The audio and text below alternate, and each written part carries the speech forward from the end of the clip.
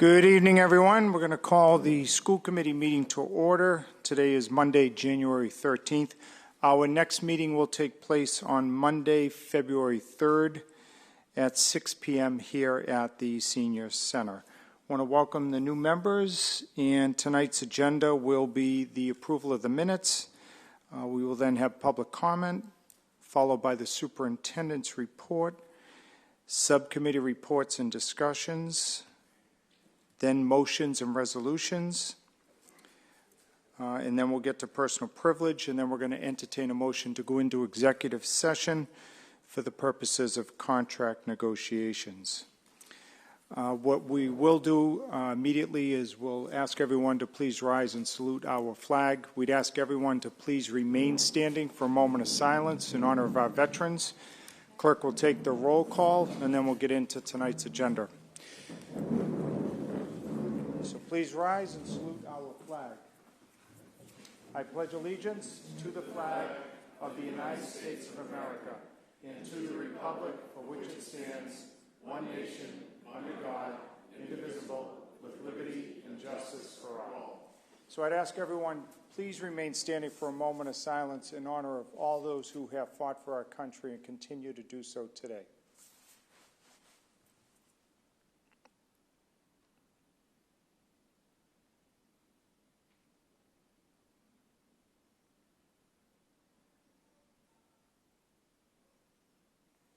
Thank you. Our clerk will now call the roll to ensure that we have a quorum sufficient to meet this evening. Here. Mr. Weldai? Here. Mr. Luong? Here. Mr. Tony, Mr. Pereira? Here. Mr. Idina? Here. Mr. Dray? Here. Mr. McCarthy? Here. Ms. Spadafora? Here. Superintendent Report? Here. Student Representative here. All right, so we have a quorum sufficient to conduct business. If there be no objection, Ms. Spadafora is asked to take out of order item number 6 under motions and resolutions. The item is support for sexual harassment awareness. So if there are no objections, Ms. Spadafora. Thank you, Mr. Chair. So I did ask for this to be taken out of order just because we have students that are, I've asked to come forward and speak. So hopefully we can get them back to their studies, homework or whatnot. But at last month's meeting, we passed a resolution called to designate Malden Public Schools as a respectful school. And this was geared towards sexual harassment, domestic violence, and as much as a resolve states that we as a school committee stand behind a certain initiative, I think actions speak louder than words. And my motion, which will come before us in a little bit, has to do with sexual harassment training and education in the school district. And one of our clubs has been putting in a lot of hard work into trying to move forward in the school system in regards to sexual harassment education, whether it's students or teachers. So I've asked the Feminism Club with their advisor, Ms. Veritas, to bring what they've been working on and present to the committee and hopefully be able to make a motion to send it on to a subcommittee after they've spoken to us. Very good. So if you could please, you guys can come on up, Ms. Veritas.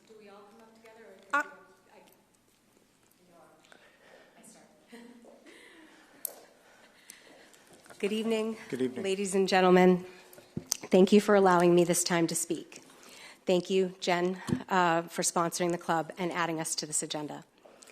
I have been a social studies educator in Malden for 17 years. I started my career in Malden teaching 8th grade at Beebe, then at Salemwood, and in 2007, I came to the high school, where I have been ever since. I have been teaching about social justice since I started in Malden. For as long as I can remember, I openly discussed racism, white privilege, sexism, and the discrimination of the LGBTQ community. I spoke about these things at a time when it was not universally agreed that was a good thing. I spoke about these things when some of those ideas could have very well gotten me fired. But I did so anyway, because I believed promoting a more fair and just world was worth my job. Over time, the things I taught that seemed extremely progressive and controversial at the time have become more mainstream. Fast forward to today, where we have a district focus on equity and are providing workshops about the duty of schools to teach social justice. That is why it pains me to see the gaping hole in the district's work on equity. The prevalence of sexual harassment in our schools is both unacceptable and highly preventable with the proper staff training and student education. But year after year, we continue to ignore the problem. For the last 2 years, I've been working with students to try to change this. In addition to the Feminism Club, several 9th grade classes have chosen this issue as a place to make change in their Generation Citizen projects. We encourage students to be politically and socially active citizens, but after they have spoken, with this, we have done nothing. This has sent a message to them that girls demanding to be treated with dignity in schools is nothing more than an attempt at social activism, worthy at a commendation for our efforts, but not worthy of action.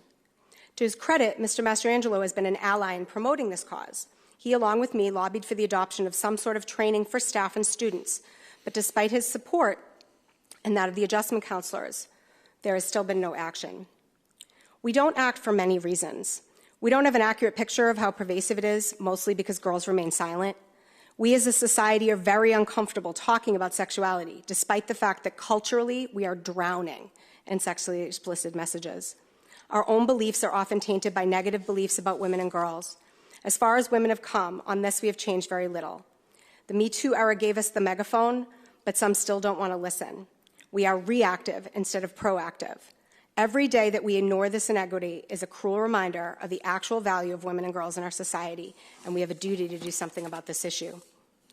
We are failing all our students, but more specifically our girls. By not teaching them and leading them, they fall prey to the worst societal messages that promote male dominance and sexual objectification of women and girls. We are continuing to normalize the cultural message that sexual harassment and assault, although terrible, are inevitable. We are still sending girls the message that it is their fault. We are telling them the price of their beauty is abuse. Messages that reinforce toxic masculinity and violence are everywhere. We are raising boys who become perpetrators and girls who become victims. We are letting the internet be their teachers. I know what you may be thinking, not all boys. But regardless of whether all boys are participating directly in this behavior, and many are, at most are at best silent bystanders, afraid to lose social standing if they speak up. In addition, many girls are internalizing these messages and also causing harm to one another. Girls need to hear they do not have to accept this, and boys of conscience need to be empowered to speak up and speak out. In our district work on implicit and explicit racial bias, we acknowledge that the group that has the most privilege might be uncomfortable, and that was okay and necessary to work through as part of the process. The focus, rightly so, was on how our students of color deserve to come to school in a place that values them and where they are represented. We are slowly addressing the legacy of white supremacy in education, but when we discuss sexism, we still worry about how the boys will feel. I have a 14-year-old son, and it is just as important to me that he learn how not to promote and participate in sexist acts as it is for my daughter not to be victimized by them. Many boys I speak to are caught in this world not knowing what to say or do. It is our job as the adults to teach them. Too often, because the societal messages surrounding gender and dating relationships are absorbed at a subconscious level, we see things as normal and expected that should cause alarm. Sexism is often tied to the ways in which we learn how to interact with the opposite gender. These beliefs are not inherent, they are not natural. They are learned and they can be unlearned. To illustrate the importance of this in more concrete terms, here are the following statistics, and then some students will be speaking. 1 in 3 teenage girls in the U.S. is a victim of physical, emotional, or verbal abuse from a dating partner. Nearly half of all students in grades 7 to 12 report experiencing sexual harassment in the previous year, and 87% describe negative effects such as absenteeism and poor sleep. Among high school students nationwide, 11.8% of females and 4.5% of males have reported being forced to have sex when they did not want to. Middle and high school age youth experience the highest rates of rape and sexual assault. However, there are few resources available to support them and address their needs. More than bullying, sexual harassment erodes school engagement, alienates students from their teachers, breaks down relationships among students, and negatively affects academic achievement. Today, tweens and teens are in greater need of adult support, guidance, and intervention. They face issues related to media use and technology, cyberbullying, slut-shaming, and revenge porn, a feeling that is picture day every day, relationship violence through devices, and pressure for nude pictures and other sexual harassment. At this time, there are some current and former students who would like to share their experiences.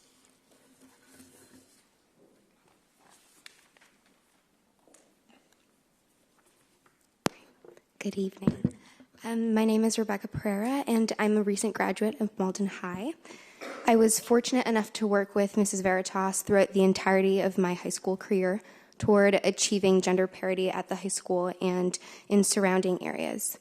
I was president of Feminism Club for the latter half of my high school career, and as someone who strived to facilitate and promote the timely and provocative discourse that we are having tonight in this very room, like the one that takes place here every week, I can say that it made us better.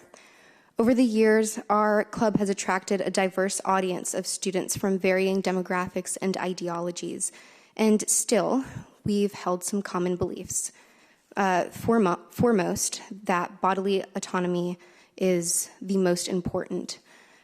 We believe that on this earth we are the sole proprietors of our bodies, and in holding that belief, for the very first time, we created a space where intimate stories could be told of when that bodily autonomy was violated, oftentimes on school grounds.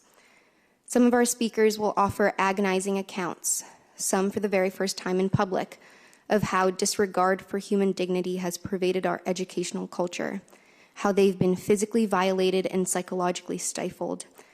These are not lighthearted anecdotes or porous, unsubstantiated arguments, and one of them is my own.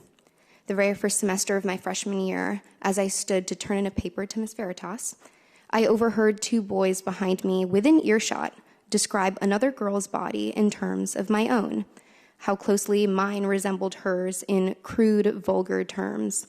Having never felt so inanimate, I stood paralyzed, oscillating to and from the decision to tell the one person in the room who could have helped me, and returning to my seat, helpless and complicit, which I ultimately did.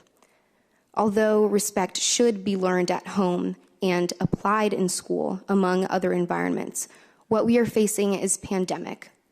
Silence in the face of sexual exploitation is a generational legacy that we've reinforced on school grounds again and again with brazen negligence of the issue as we laud ourselves for our diversity and inclusion to save face. The students of today are the parents of tomorrow, and their children will be the first fruits of whatever decision emerges tonight. This is not a fanciful, unattainable dream. A healthy educational environment wherein students flourish, unhindered by fear, is squarely within reach. And though listening is not a passive task, we trust that what is true and just will prevail tonight and always. Thank you. Thank you.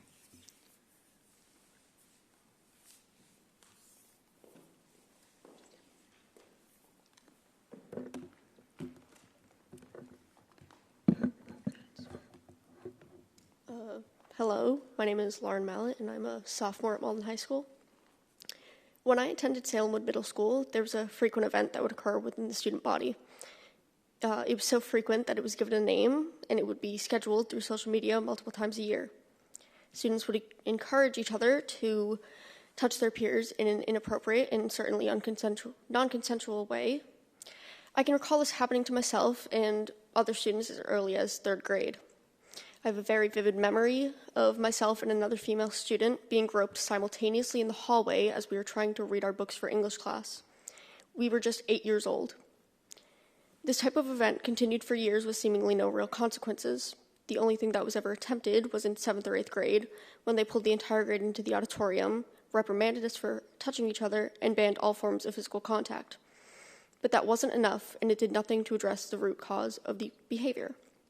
By that point, we were all teenagers, and it had already been ingrained into our minds and our culture that this was normal, that this was okay, that if a boy hit you or was mean to you, it meant he liked you, and that we should just ignore it and put up with it. That's not good enough. That's not the reality I want for our young students. It's not the future they deserve. It's not the experiences any of us deserved, but it is the experiences that we went through. But right now, we have the power to prevent future generations from having to go through those same things. I don't think the adults are educated enough about how to deal with these issues. Staff is often faced with these types of issues and don't know how to respond. I've been told there are systems in place, but I've never seen them in action. The fact that this doesn't seem to change indicates that they are not effective. When victims feel unsafe bringing to light their experiences and reporting the perpetrators, there will never be any consequences. We have put so much focus onto other important issues, and rightfully so, but this has gotten swept under the rug and ignored for years.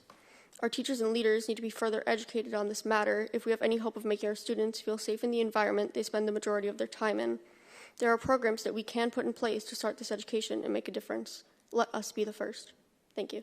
Thank you.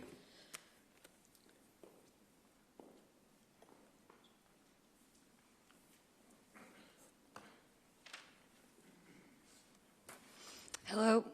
Sorry. No worries. Hello, my name is Tony Dray Pimentel, and I'm a junior at Malden High School. I love my school. I love learning, the teachers I've met, the friends that I've made. I walk those halls every single day. And I run into the same issues that can determine what I wear, how I stand, and even how I approach certain peers. We have a problem.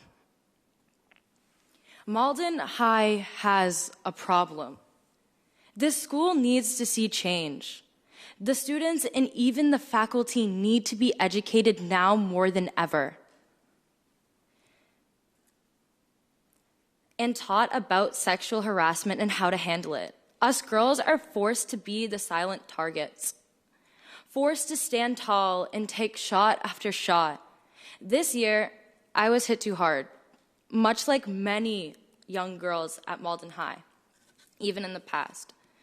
This September, my classmates and I were called out of the school for a fire drill. As I was standing with my peers, an acquaintance of mine approached me.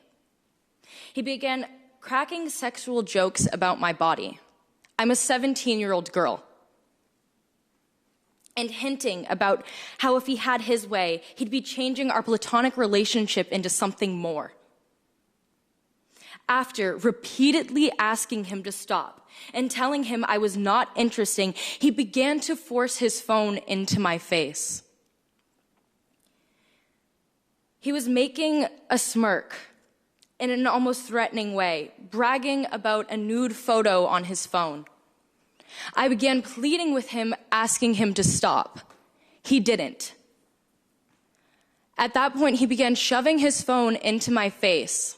I turned away, again, asking him to stop, bringing myself further and deeper into the crowd. People were looking, nothing was said, nothing was done. He began laughing, taunting, just take a look. What I saw in front of me was beyond discomforting. Though it seems small, it still bothers me to this day as I stand in front of every last one of you. And at the time, I didn't know that this was sexual harassment. I didn't know that what he was doing was illegal. I thought that it was normal because he didn't touch me. This is the problem that your students are facing. Thank you.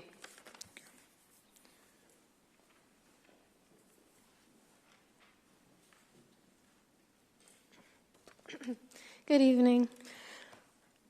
My name is Asha Swank, and I go to Malden High School. Throughout my middle school and high school career, I have been catcalled, I have been pressured and threatened to send nude pictures of myself, and boys thought it was okay to go around slapping girls' butts. There has been situations where boys have made me feel like I would be less of a person if I didn't do the things that they wanted me to do sexually. I was strong enough to say no majority of the time, but the same boys that asked me to do those things turned it around and called me names. They bullied me and they spread rumors. They told other people that they told other people that I did the sexual things through that I didn't even do. I said no. The boys thought that it was okay to spread negative rumors because they didn't get what they wanted. There has been a time where I wasn't strong enough to say no, where I was outnumbered and felt like I couldn't get out of the situation I was in. I asked myself if this is what it meant for a guy to like me. I started to believe that if a boy wants to see your body so badly, and if he says all these sexual things, it meant he liked you. Even though I felt offended with all the things that were being said to me, it had a huge negative effect on my mental health. I felt like I was the only girl getting bullied for it. I felt worthless because I wasn't comfortable with what the boys had said to me. I felt like I needed to be comfortable with it. It made my confidence plummet. I talked to some adults about the rumors being spread and other situations going on, but there was not much that they could do. Talking to the adults was not enough. So I felt like I needed to change my schedule at school and be away from the negative, uncomfortable environment. Last year, I changed my school schedule to doing an online course at Malden High so I could avoid being inside the negative environment of the students.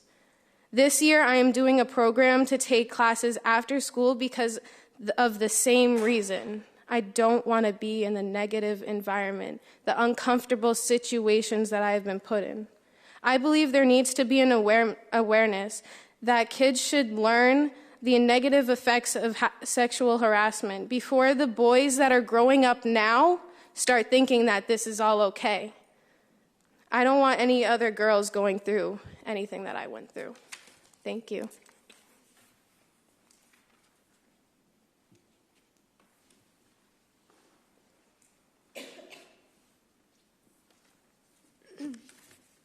Good evening. My name is Sophia Duffy, and I'm a junior at Melon High School, as well as the president of the Feminism Club.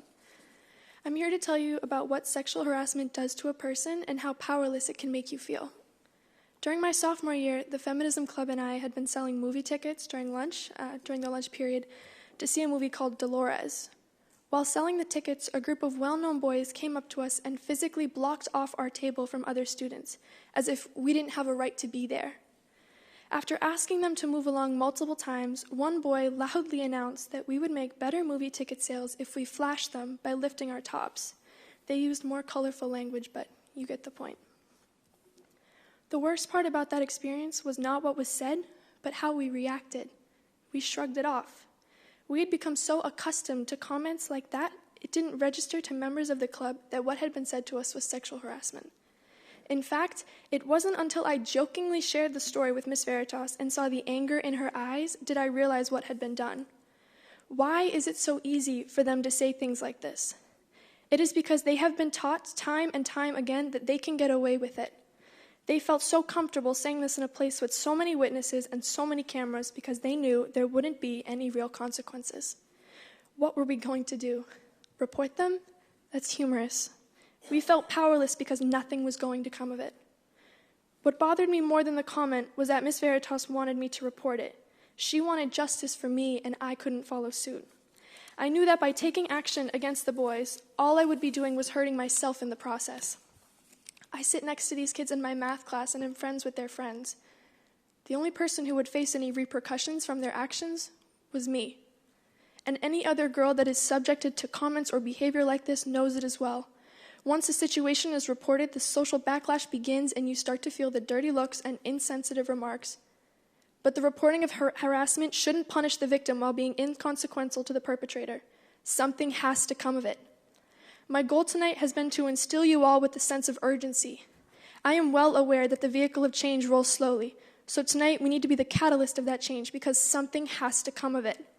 History has a tendency of repeating itself, repressing people because of their skin color, sexuality, creed, or in this case, gender. Today, we have the opportunity to stop this vicious cycle. We are here because something has to come of it. I want to leave you with a quote from the great civil rights activist Martin Luther King Jr. that I feel captures the gravity of this current situation. Injustice anywhere is a threat to justice everywhere. Malden High School students deserve better. They deserve to be able to access their education to its fullest without distraction and without fear of harassment or retaliation. Let's put an end to this injustice. Please. Thank you.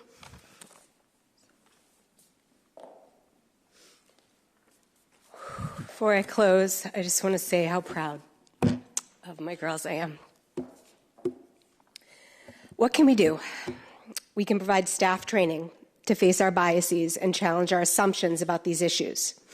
Administrators need specific training about how to handle reports of sexual assault from a social-emotional standpoint, not just a legal one. Staff and students need to be educated about the law and how to report and receive a complaint. Students need education by professionals around how to navigate these topics with an explicit focus on acceptable and unacceptable behavior, consent, and the role of the bystander. Excuse me, sorry, I got emotional. Girls need to be encouraged to speak and continually hear that sexual harassment is not normal and should never be tolerated. Boys need to be held accountable for incidents of sexual harassment, but also need to be educated early to prevent the incidents before they happen. The worst part for me is hearing them say nothing will change. It never does. It breaks my heart and it fuels my anger, as it should yours. There are programs that exist. We just need to decide it's important enough. The work we are doing around race and LGBTQ rights is necessary, important work, but so is this. Too often we are told to choose, but it's not an either or. For social justice to be true justice, it must be an and. I am asking for a commitment from this committee and the city to make this a priority. I will leave you with this. I have an 11-year-old daughter. She is kind, compassionate, vibrant, beautiful, and smart. And I have precious little time before she will face what has been outlined here. I am speaking out for her and for all of our daughters. We owe them more. Thank you. Thank you. I just have some articles follow up that outline.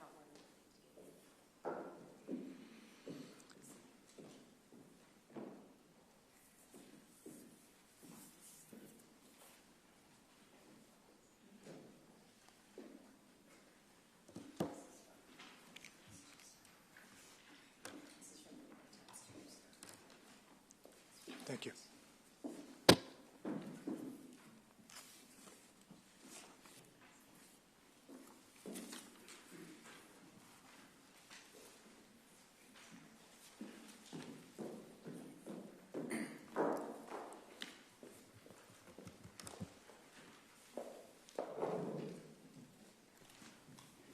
Ms. Spadafora?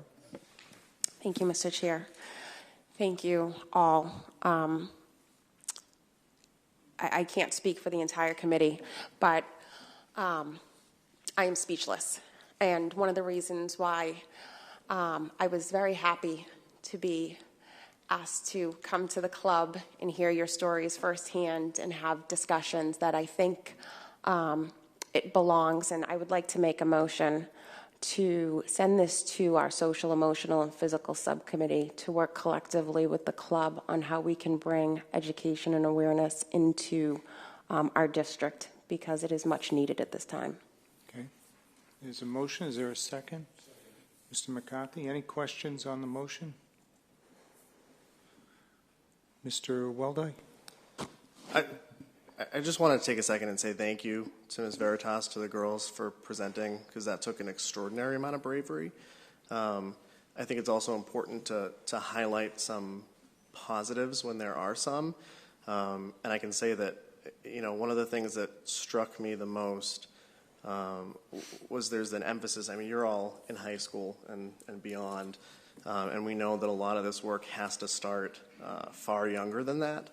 You know, I spent my career teaching in middle school, became an administrator in middle school, but I'll tell you, one of the things to highlight a positive that floored me, and, you know, because I grew up hearing the same stuff, when a boy hits you, it's because he likes you and all that nonsense, as I remember very vividly being in an office with Don Concannon and Carrie Carpenito at the Forestdale, and hearing for the first time, and I thought, wow, this is pretty damn cool, them say to a young lady, no, when a boy hits you, it means he doesn't respect you, and it means that he doesn't know how to treat other people. And I think knowing that that's a mindset shift that is starting to happen can be a positive.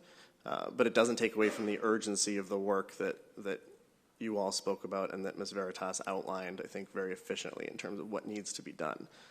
So thank you, Ms. Spadafora, for bringing this forward. Okay, Mr. Weldai, any other questions? Hearing none, all those in favor say aye. Aye. Anybody opposed? The ayes have it. Motion is referred. We will now move to the regular portion of the agenda by first taking up the approval of the minutes. Regular session minutes of December 9th. Motion by Mr. Iavino, seconded by Mr. McCarthy. Everybody's had a chance to look at those. Any questions, queries, qualms? Hearing none, all those in favor say aye. Aye. Anybody opposed? The ayes have it. That carries unanimously. Executive session minutes of December 9th, 2019. Motion by Mr. McCarthy, seconded by Mr. Iavino. Those have been submitted to you for your review. Any questions? Hearing none, all those in favor say aye. Aye. Anybody opposed? The ayes have it. That carries unanimously. We're now down to item number 2. This is public comment. It's an opportunity for members of the public to address the school committee. We just ask that you state your name and address for the record, and please no more than 3 minutes. Public comment is now open.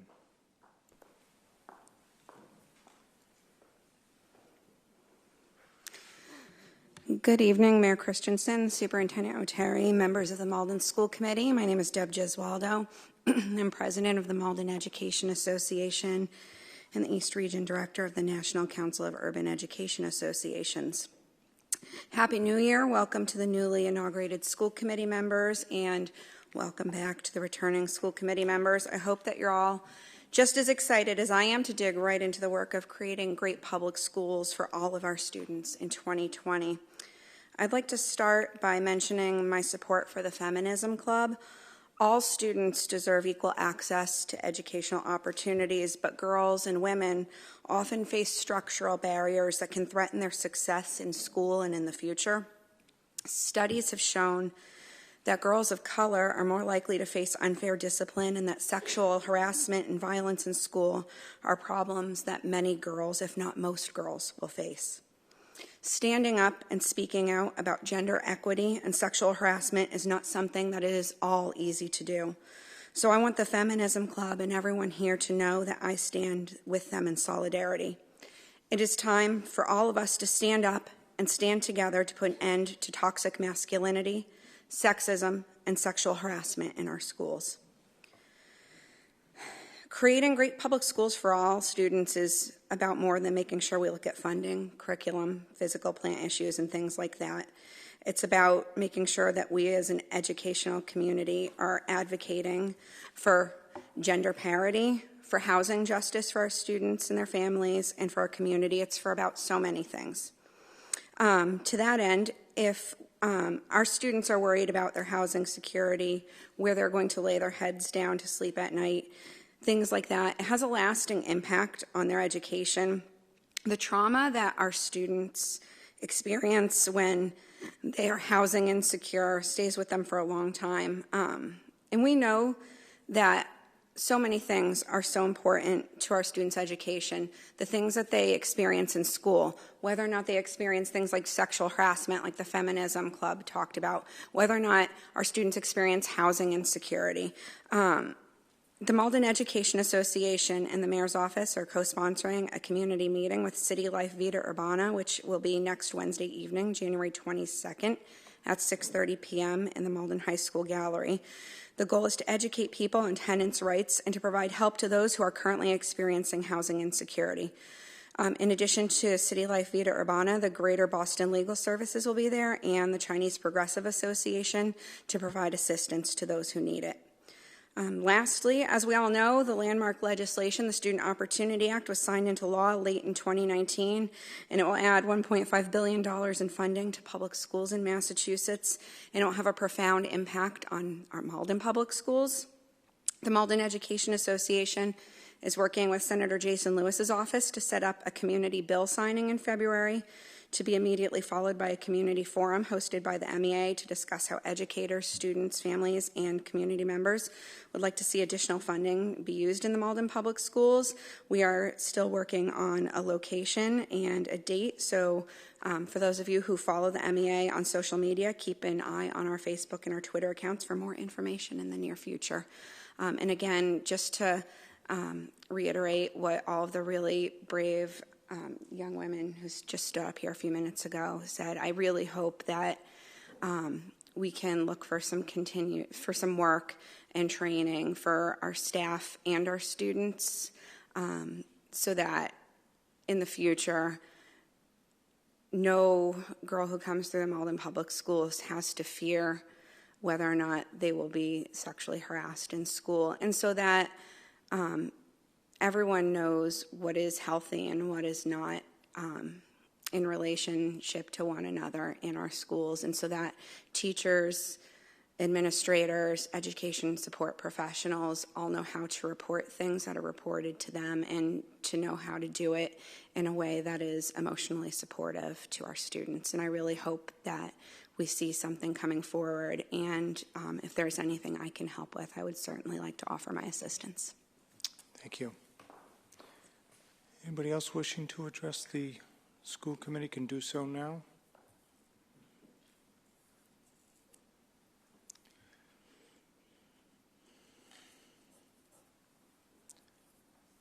Okay, hearing no one else, we'll close that portion of the meeting. We're now going to move to our superintendent, who's going to provide his monthly report. Superintendent O'Teary. Thank you very much, Mayor Christensen. At this time, I'd like to call Ms. Laura D'Angelo, the director or coordinator of our ParentChild Plus program, to give an overview. As you may recall, we secured this grant funding about 1.5 years ago. It's outreach work with our at-risk populations that are preschool age, and Ms. D'Angelo is going to give an overview. As we told you, we would kind of give updates of the program. Since we're almost halfway into it, we want to apprise the committee of what type of work is going on. So I think that Ms. D'Angelo has a PowerPoint presentation, so Yes. if we could just recess to the seats.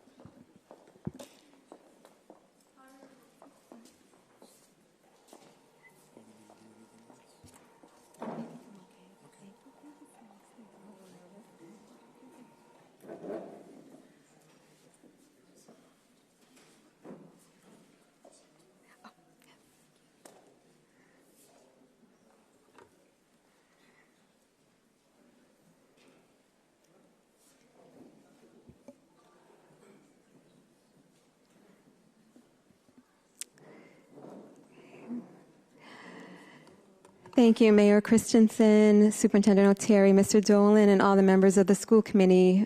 I really appreciate this opportunity to talk about ParentChild Plus, which was formerly called ParentChild Home Program.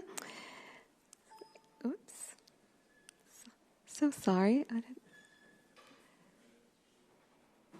Oh, thank you so much. Thank you.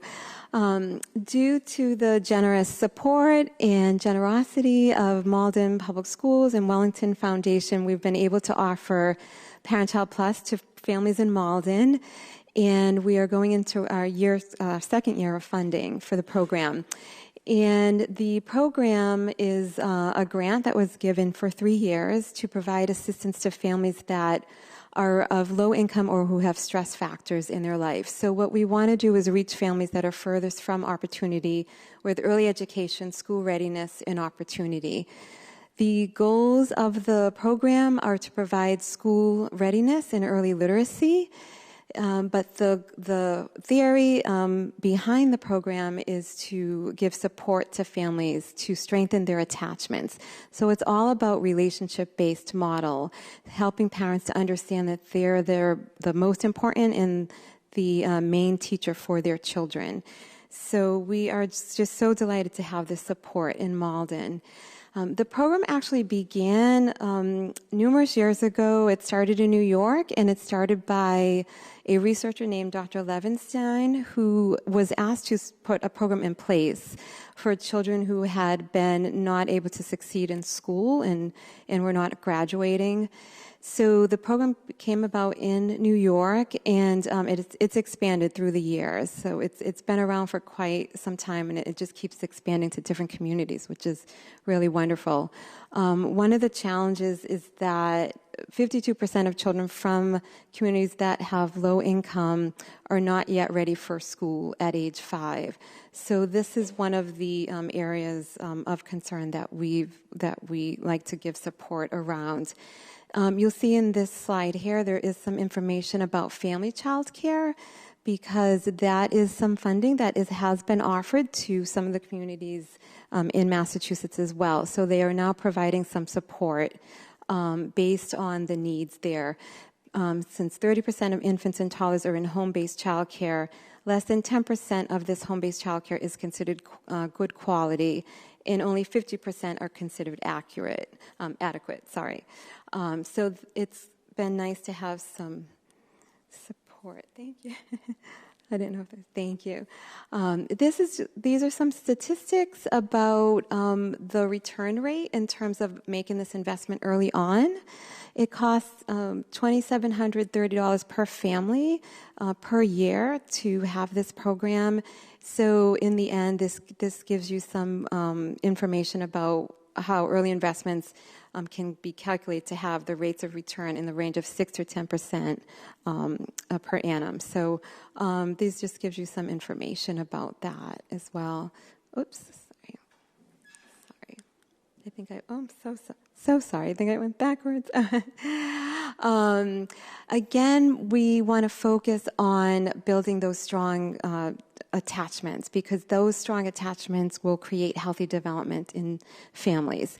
So in ParentChild Plus, what we do is we try to keep strengthening that so that the parents can have children who are confident and therefore have very strong social emotional skills that they need in order to succeed in school. Just to give some information on how our program is set up, we work with families for 23 weeks per cycle with children from 18 months to 3.5 years of age. We could also start as early as 16 months if needed and run close to age 4. And the children will have 2 years of the program if they're in that age bracket. The early visitors go out, early learning specialists go out twice a week, a half an hour for each visit. The first visit of the week is to introduce the book or toy, and then the second visit is to review it. So this again is all what we want the parents though to be doing with the families, with the children. We go and we model and we give information, we give guide sheets that go along with the books and toys. But again, we want the parents to be able to do this with their children so that they know that they're the most important teacher for them. And so total, families are able to have 92 visits total. We have started our second year of funding. We had 15 families in the program last year, and we have an additional 15 spots that we have started for year 2. And we do have some room available right now. We have some families enrolled, and we do still have more room available. So we continue to do outreach to get the word out there and just make sure that more and more families know about the program. We also provide all kinds of resources as well to families. If they need information about preschool or WIC or any other resources at all in the community, support around autism diagnosis, anything at all, we try to give them that support as well, too. This just gives you a little bit more statistical information. ParentChild Plus is now in 15 states throughout the country. And it also is in 6 countries total, so it has become international, which is really nice. Over 80% of the program families report incomes of $25,000 or less, and 67% of the children do not speak English as their home language, but we do want to emphasize that it's not that we want them to have to learn English as a second language. We want to support them in the language that they have. Sorry. And I also wanted to mention, currently we have 3 early learning specialists.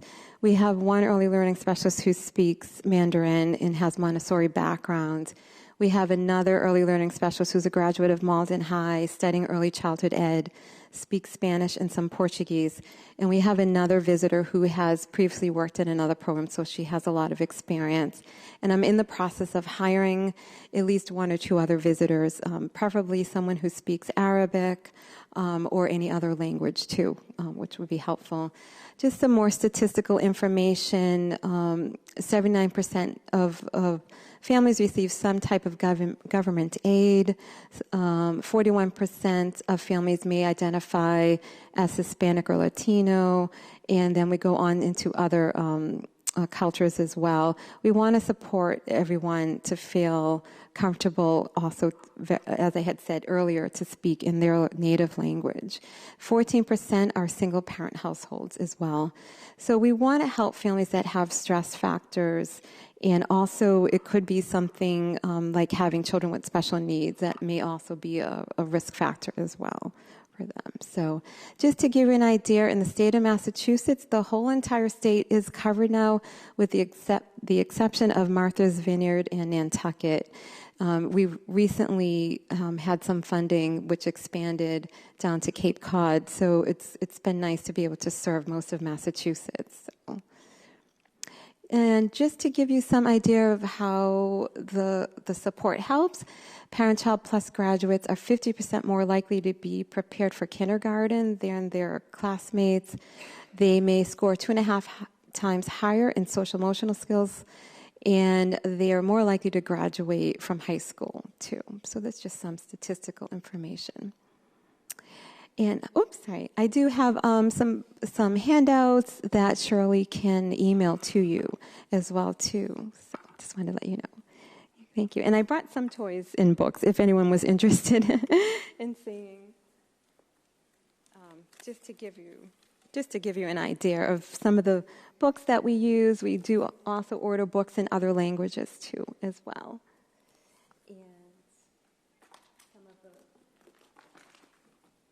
Some of the toys. This is just a sample. We alternate a book one week and then a toy the following week, and we continue to do that too throughout the 23 weeks. So, and it's really great. We get really great discounts on anything that we order. And Melissa and Doug in particular gives us 50% off, which is great. They do that for all the ParentChild Plus programs. So. Thank you again so much for this opportunity. Thank you. Oh, wonderful. Thank you.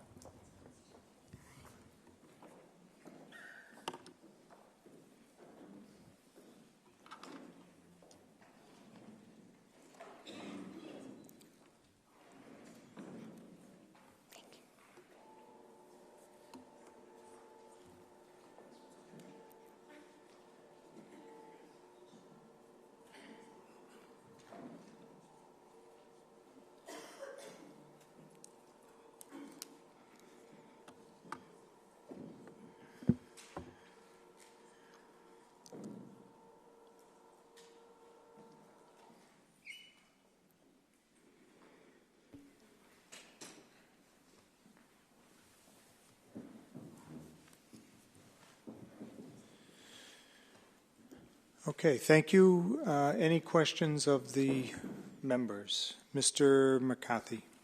Thank you very much for being here this evening and presenting. Oh, thank you. You're welcome. The only question that I do have for you is, what other communities around Malden right now are currently doing this program? Just curious. Sure. Yes, Medford has had a program for some time. Somerville, Cambridge. Cambridge was actually the first community to have the program. And I think it's probably close to 30 years, I believe. Revere and Lynn also have the program. And so those are, I would say, are all the closest communities. Okay. Thank you. You're welcome. Ms. Spadafora? Thank you. Thank you for coming tonight. You're welcome. Thank you. Other than the statistics that you provided, are we doing some sort of data analysis when we first meet with these families to then show growth in that 2-year span? So you indicated we have 15 families right now participating. They're entering their second year, and this is a 2-year commitment. So at the end of that 2-year, are we able to look back and see a level of growth from these children? We are. We do have some required paperwork that we do for the national site in New York, and one of the observation tools that we use is called Child Behavioral Traits. There's another one that's called Parent and Child Together. So they're both used to analyze. So we observe, we talk with families, and we also survey them. We see how they've enjoyed having this program. And so those evaluations, along with the observations that we do, would help us to gather information. So far, all of what we've received back so far, with families that have completed year 1, they've all felt that they have gained a lot from the program. So it's really nice to see that. Good. Thank you. Thank you. Mr. Weldai? Thank you. Thank you for coming. Thank you for being a part of this. You're welcome. My question kind of jumps off of what Rob was asking, which is, so we have 15 now. We added 15 more. Yes. I'm just curious, where are we in relation to some of our surrounding communities? Are they all at the 15 families per? It varies. It has to do with, I guess it has to do with how large the cities are. They definitely are geared towards the gateway cities. I know that, so Cambridge, for instance, has 70 families because they've been around for quite a long time. And so we have, after this year, we'll have 30 total. We have a few more that have enrolled so far, so I'm up to 18 right now. And the other communities, they may have a little bit more. I believe Somerville, I'm not positive on the number, but they've just been in existence longer, some of the other communities. The newer ones that are coming in, as far as I know, they're probably starting in the same way that we have as well, because I know like Peabody also was just added, and some of the communities in the South Shore as well. So I think they start off in the same sense. I'm just curious. Thank you. You're welcome. You're welcome. Anybody else? Ms. Spadafora? Thank you. Sorry, just one more question. I think this Sure. will be actually geared to the superintendent. As we're entering year 2 now, this is a 3-year program. Based on when we hit that 3-year mark, what's our idea for sustainability, in keeping this going? Is this a matter of reapplying for a grant? If you could give a little bit more information on how we'll sustain the... Sure. It's a good question. I was going to actually announce that, how we were going through it, because it is important. We're about halfway through. So the expectation when we applied for this program is that by year 3 that this would be incorporated into our operating budget. One of the things we're looking at is using some of the Student Opportunity Act because it's geared towards early childhood. But the Wellington Foundation, ParentChild Plus, we're clear. This is a 3-year commitment through grant funding. We could look at other grants if they're available, but it wouldn't be specific to this. My work with other communities, their superintendents, they've been very pleased with this. Somerville's had it for a number of years. My previous district, Medford's had it for a long time. It was actually brought to my attention through the previous Medford superintendent, Roy Belson, who had said, if we qualify for this, you certainly should. Actually, we got very generous funding from the Wellington Foundation because they were very impressed with our demographic numbers, which showed a real need. This should have been something that the district probably should have got many years ago, because we do have such a growing population that has high needs that come from underrepresented groups with a lot of linguistic diversity as well. So that's the plan going forward, and we hope to sustain it because it is vital. We know that the more readiness we can give our students and their families for school, they're going to be more successful students when they matriculate onto the Malden Public Schools. Thank you. Thank you again. My pleasure. Thank you. Superintendent. Again, just like to thank Laura. She and her staff do tremendous work. We're really impressed with it. I think that this gives very tangible assets for our families that they often can't purchase on their own, the games and the books. And it encourages literacy. It encourages a partnership with the schools. Many of our families come from places where there was not an interaction with the schools. There may have been a fear for a number of reasons, whether it be linguistic, racial, ethnic, sexual, or whatnot. So we feel that this is a way in which we're building a bridge and knocking down a barrier and connecting our families to our schools. Thank you so much. I appreciate all of your support. Thank you so much. Okay, back to our superintendent. Thank you. So moving on to we do have the New Hampshire Outdoor Classroom, the Forestdale School field trip. I'd like to call Principal Don Concannon and 6th grade teacher Miss Patino. Is she here? Perfect. To provide more details about the trip that's scheduled the first week in June. Good evening. Thank you for having us. Once again, we'd like to go to Nature's Classroom. Ms. Patino has been leading the charge. She's been in contact with the contractor and where we'd like to go. I think there's a presentation that was sent. We also brought some of Forestdale's finest to give testimony to their experiences when they attended. So, Ms. Patino. Good evening. Thank you for having us. So this is our proposal to go to New Hampshire Outdoor Classroom at Camp Cody in Freedom, New Hampshire from June 3rd to the 5th. Last year and the year before, we worked with Nature's Classroom, which was a different organization, but they actually ran the Camp Cody program. But since we went there, the Camp Cody directors decided they wanted to undertake their own version of Outdoor Classroom, which they called Outdoor Classroom, but it's their version of Nature's Classroom. Last year, we decided to stick with Nature's Classroom because we were familiar with the directors and we understood the program. This year, after speaking with the Ferryway School, who actually went back to Camp Cody at Freedom, New Hampshire, they had really great things to say, and Camp Cody was actually able to give us a lot more of a discount, not necessarily a discount, but they were able to help us a little bit more financially. So it's actually only $225 per student, which the Nature's Classroom would have been $257 a student. And because this will be our first time attending Camp Cody with this new directors, they'll actually cover 100% of our transportation fees for this year and 50% of our transportation fees for 2021. So financially, it's a lot easier for us to send as many children that want to go.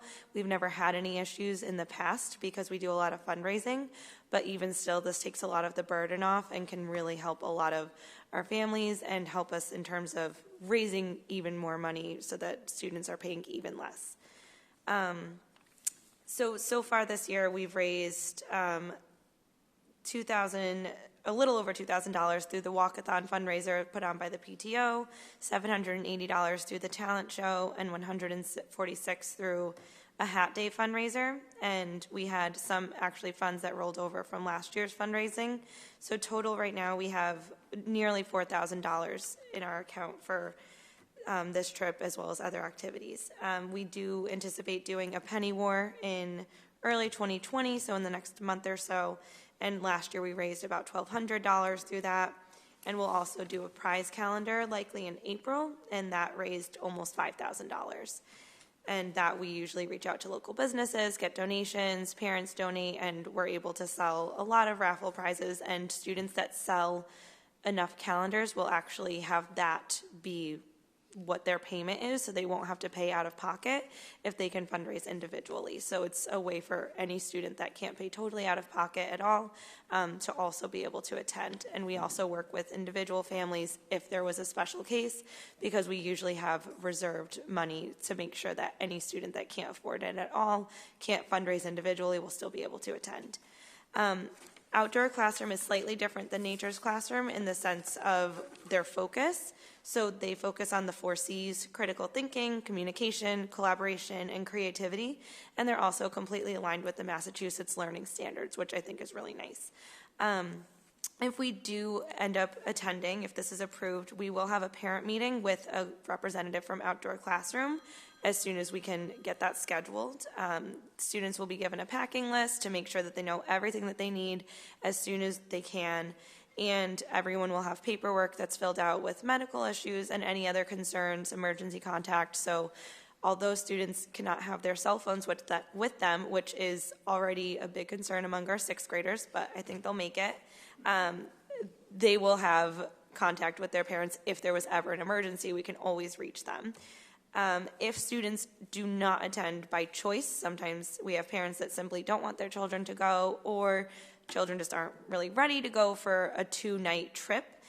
We do usually an alternate local field trip and then some enrichment activities at the school that we try to model STEM activities that they might do at outdoor classroom.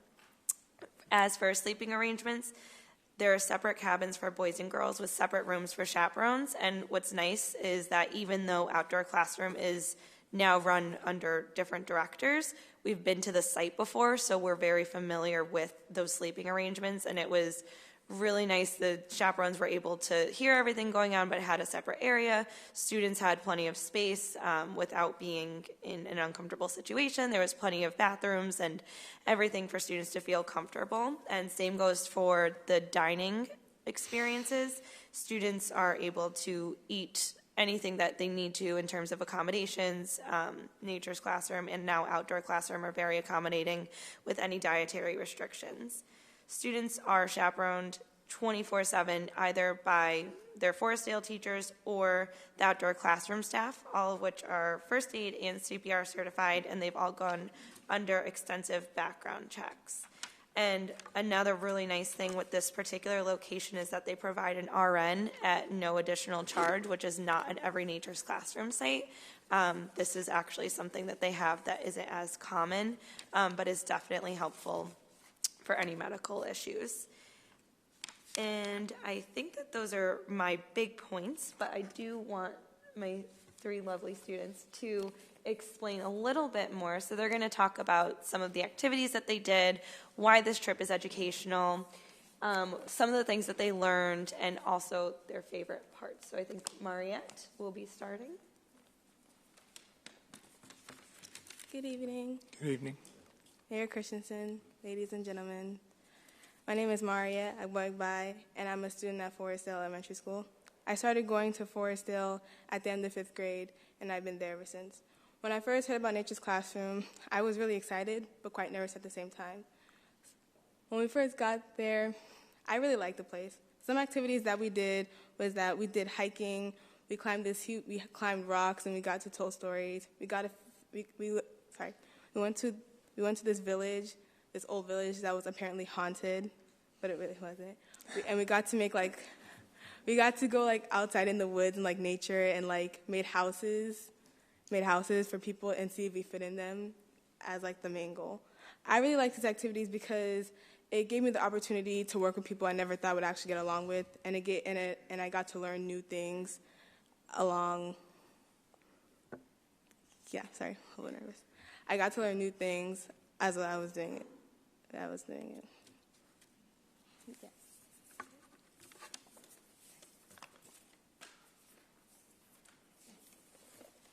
Hi, my name is Darian O'Brien, and I've been at the Forestdale School since 3rd grade. Nature's Classroom is educational because we got to spend a lot of time outside and not just sitting in our houses doing nothing, where we got to learn so much about what was around us, and we also got to connect a lot with the people around us rather than like not doing anything. We got to talk to them and learn more about them rather than just sitting around and doing nothing, because we were constantly doing stuff that there was no time to just sit around and do nothing.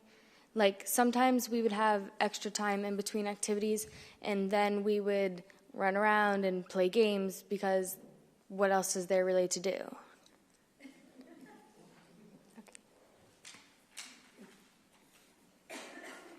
Hello, my name's Nevaeh Clout. I've been at the Forestdale School since kindergarten, and why the sixth graders should go again is because it gets them off their phones, and it also you get to spend time with friends and be outside instead of sitting around all day. Well said.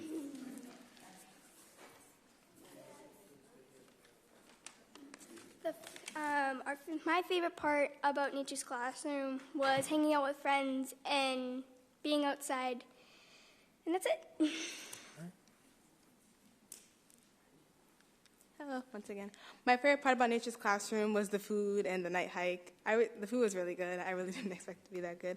I really liked the night hike because it gave me the opportunity to see things I never saw before, and the chaperones, like Suki, told us stories, and they told us stories about like certain animals that used to live in the forest and legends that went there that I never really knew existed. I think it was honestly a great experience, and I feel like the sixth graders every sixth grader that attends there should get the opportunity to go see that, because it was really fun. Thank you. May God bless you.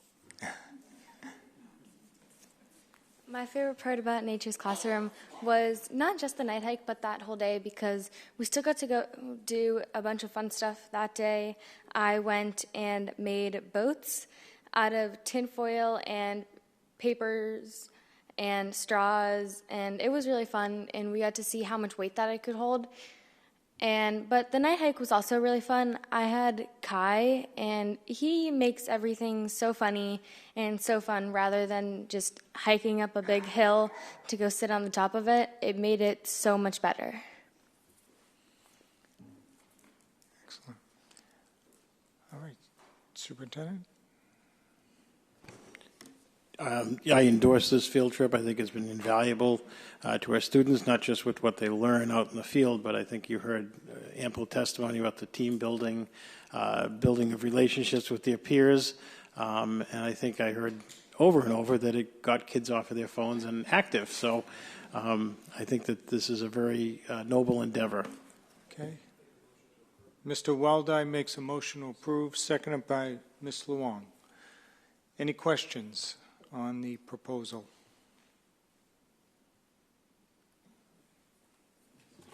Hearing none, all those in favor say aye. Aye. Anybody opposed? The ayes have it, carries unanimously. Thank you. All right, back to the superintendent. Thank you very much, Mr. Mayor, and thank you to the Forestdale School and also Laura D'Angelo for their presentations. Really appreciated that. Since our last school committee meeting on December 9th, we've been focusing on a lot of different celebrations at the schools and concerts and getting ready for the winter break. And we returned back to school on January 2nd. We hit the ground running without missing a stride. Started off with the inauguration ceremony last Monday, the 6th. Again, congratulations to our newly installed school committee members. But I also want to say the show stealers that night were our student performers. They were absolutely outstanding with our Indian dance troupe, choral arts, the phenomenal step team, and also the band. I think that and as well as our singers, the I think it was Juliette Pierre who did the God Bless America at the end. It was a haunting version. It was phenomenal. So we've done a lot. Moving into our diversity, equity, and inclusion update. Last Monday was a great day for the Malden Public Schools because it was the first day for our new Human Resource Director, Ashley Pierre. And Ashley is here. I just asked her to stand so people know her. She is our welcoming, friendly face of Human Resources now. She comes to the Malden Public Schools with experience in working in human resources at both Boston Public Schools and the Cambridge Public School systems. At the height of her tenure at the Cambridge Public Schools, she increased the educated diversity rate from 20% to 30%. And at BPS, she worked in supporting and increasing the candidate pool by 10% each year. Additionally, through a creation of aspiring educator meetups, she cultivated teaching candidates from diverse urban communities throughout the greater Boston region. She has expertise in overseeing TeachPoint, our educator evaluation system, and coaching administrators on all personnel issues. We know that going into this year's hiring season and hoping to fill some of the vacancies, Ashley's connections and reputation in the field have preceded her. We are very optimistic that the talent that she will bring in will be invaluable to the Malden Public Schools. So we are really excited to have her on board. She has a strong passion for diversity and inclusion and ensuring that the human resource policies and procedures are streamlined and accessible to all. She's excited to be part of the Malden Public Schools and collaborating with Marie Lucy, the Executive Assistant for the Human Resources, and they are both seeking to promote equal opportunity for all and transparent human resource practices district-wide. So we are very glad to have Ashley on board with the Malden Public Schools, continue to work with us diversity, equity, and inclusion. So welcome to the Malden Public Schools family, Ashley. Thank you. Yes, give her.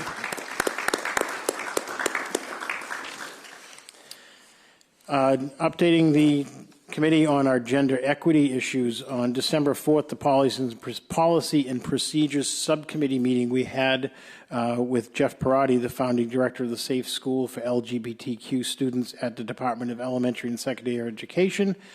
He is also a consultant to schools for DESE on gender equity. He spoke about how offering all gender options for our students. As a result of this meeting and guidance from Mr. Pereira, the subcommittee presented a motion that was adopted at the December 9th school committee meeting, allowing us to begin working on making all gender bathrooms available at our schools. The district is currently working with public facilities, our principals at schools, as well as the Malden Education Association on the implementation of all gender bathrooms. As of today, there are now 2 all-gender bathrooms available at the Linden STEAM Academy. One is in the K-4 wing and one is on the 5-8 wing. These bathrooms are for any person, any student or staff member. Messaging to the faculty happened. Ms. Gesualdo and myself held a drop-in session on Friday, January 3rd, answering questions and concerns from any staff person, and messaging went out to our families today on the opening of these bathrooms. Mr. Garcia has overseen this. We had a little bit of a delay with the hardware. The locking mechanisms had to be reordered as they weren't the right ones. We are now, the next step is to expand it to another school. We're going to monitor how things go at the Linden, so if we have any issues or concerns, how we can better address them. But in all likelihood, we will probably move along to the Ferryway School next, sometime late January, early February, and then continue the rollout and implementation once we get the next school done. So we're very excited about that. I think it's a major step for the district in terms of equity and inclusion. Our sheltered English learner SEI redistribution update. I think I told the committee that I had sent out a request for proposal. NESDEC, the consulting firm, New England School Districts, responded to us over the break. I spent a long time on the phone with the executive director, Dr. Arthur Betancourt. What they recommended to us was to partner with a consultant from the Framingham Public Schools. We are in the process of securing this person's services to work with Dr. Indara as well as our principals. And then once we have that in place, NESDEC will then give us a formalized proposal and quote for the services. The overall message from NESDEC is that this is a long-term process that the district needs to embrace in order to do this correctly and achieve equity and ensure a good, sound transition for our students. We need to look at this as a long-term project of at least 3 to 5 years. I'll continue to provide the committee with updates in the process as it moves along, but I think we've taken a good first step in this. Our visioning work, developing our strategic plan, continues to move along. That is headed by our consultant, Dr. Laurie Likas. We met for the first time in October, on October 22nd. The team, as I noted, is comprised of students, family members, teachers, school and district leaders, school committee members, community partners, as well as city officials. The second meeting was held on December 5th. At this point, we're in the stage of continuing to solicit input from stakeholders. I know that there are several people on the committee that have solicited some of the people on stage for their input as well. There'll be 2 more meetings, and then Dr. Likas will help create the district strategic improvement plan. The next meeting with Dr. Likas will be on January 29th. As we continue to build this, the presentation tonight is by the Feminism Club is something that would be included into this, as there are currently, with the model that we're using, the Gateway Cities model, there are 4 pillars that we are looking to build our plan on. One is social emotional learning, which certainly what was brought up by the Feminism Club would absolutely fit in with that. Another is on early childhood, another one is on college and career readiness, and the last category is on newcomers. And we will look at including that input as a way in which to build our strategic plan. I have an update on the Student Opportunity Act that is now law, as it was signed into law by Governor Baker.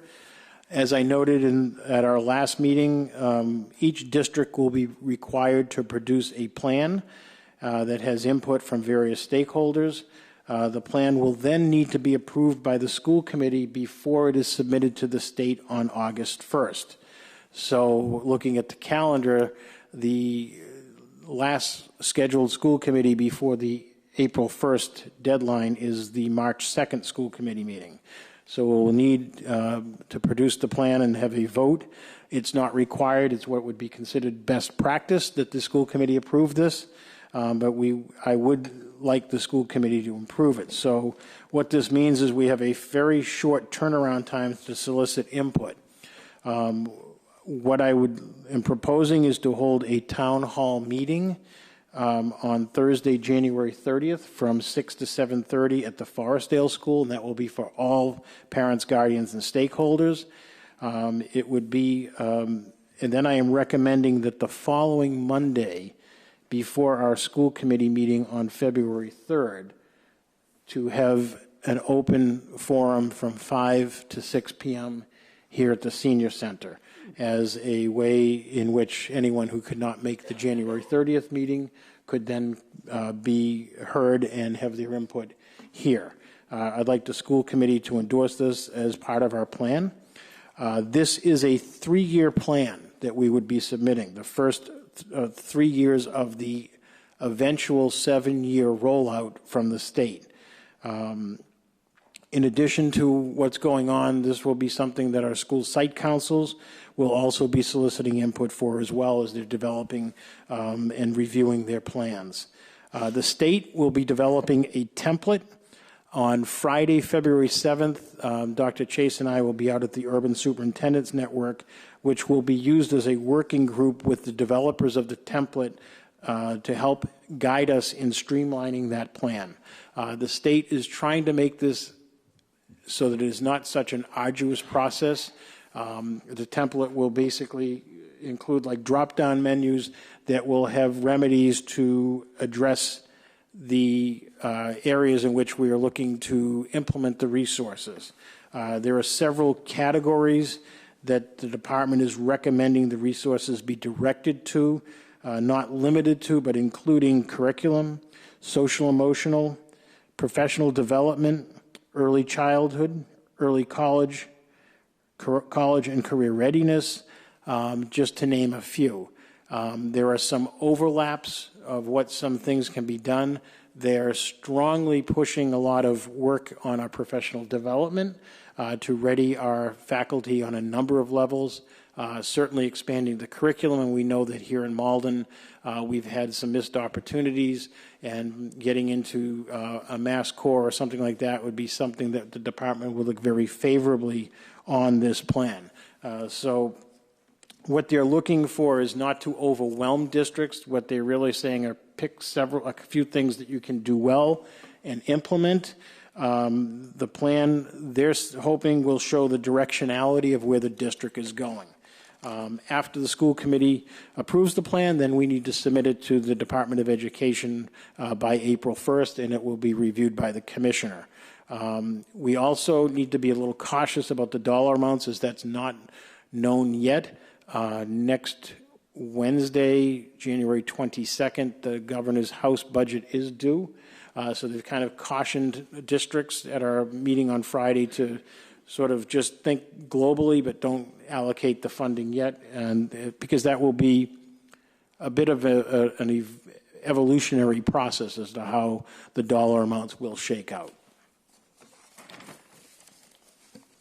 The Malden High School out-of-state field trips. I'd like to update a little of the committee on this. Malden High School's guidance department is seeking approval for college field trips to universities that sometimes fall outside the state of Massachusetts, but within New England for the remainder of this school year.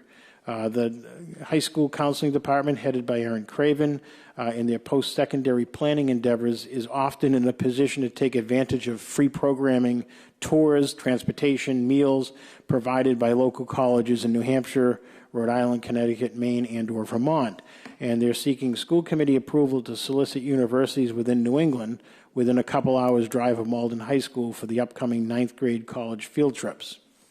On Friday, March 27th, we anticipate that the entire 9th grade class, approximately 550 students, will be touring university campuses. Being able to expand our search campuses to host the 50 to 100 9th graders to the greater New England area is extremely helpful in securing high-quality experiences for our young people. There's a ratio of 1 to 10 for chaperones. All trips happen during the school day, and no trips leave Malden High School prior to 7:30, and all trips return no later than 3 p.m. Nurses and teachers are informed well in advance, and all medical precautions are considered well in advance to this date. The Malden High School counselors are seeking permission, should the unexpected opportunity arise, to allow our 11th and 12th grade students to take advantage of post-secondary career exploration opportunities that come up on short notice in the greater New England area for the remainder of this school year.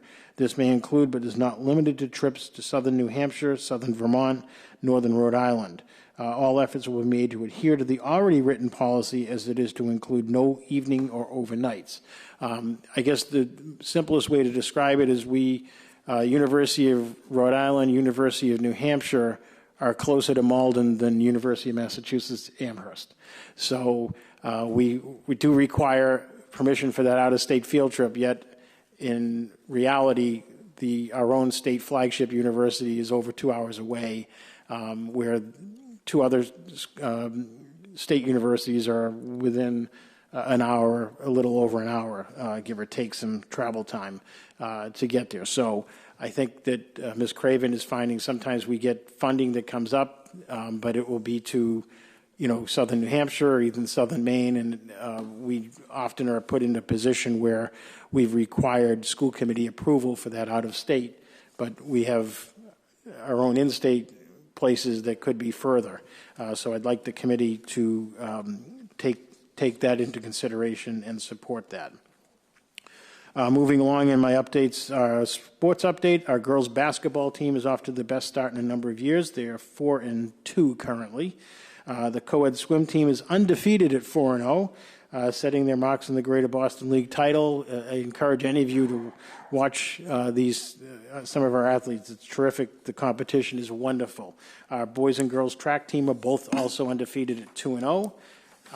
And senior track athlete Brianna Alper and senior tennis student athlete Kerry Gilligan were both awarded the prestigious Posse Scholarship.